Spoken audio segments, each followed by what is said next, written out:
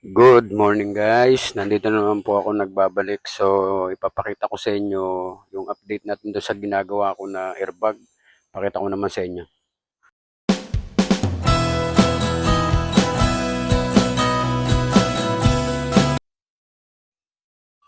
So bali ito yun guys, di ba nung nakaraan sinabi ko na hindi gumagana tong airbag. So ang naging problema pala is itong magnetic valve niya at saka itong relay sender ito. Itong dalawa. So gumana na siya ngayon, napagana ko na siya. So okay na yan, hintayin na lang natin yung dating ng customer kung kailan nila kukunin yan. So, dito naman tayo sa isang ginagawa ko. So, dito naman tayo guys, nailagay ko na yung gearbox. Pero ito yung ginawa kong bracket nung nakaraan, wineldingan ko. Yan. So, nilagay ko na yung gearbox. Susunod yan, ang gagawin ko naman is magtutubo tayo. Tubuhan natin to. Steel tube.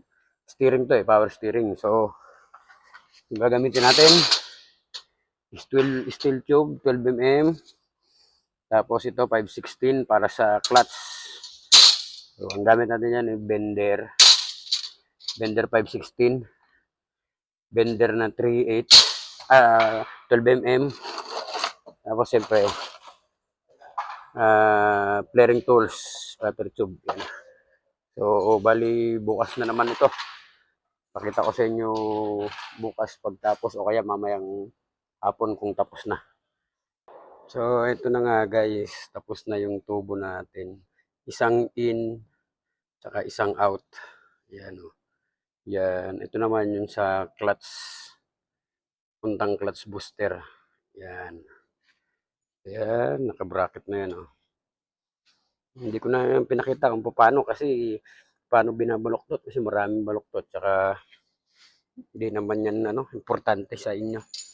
Yung importante makita nyo lang na maayos yung pagkagawa ko. No? So hanggang dito na lang guys.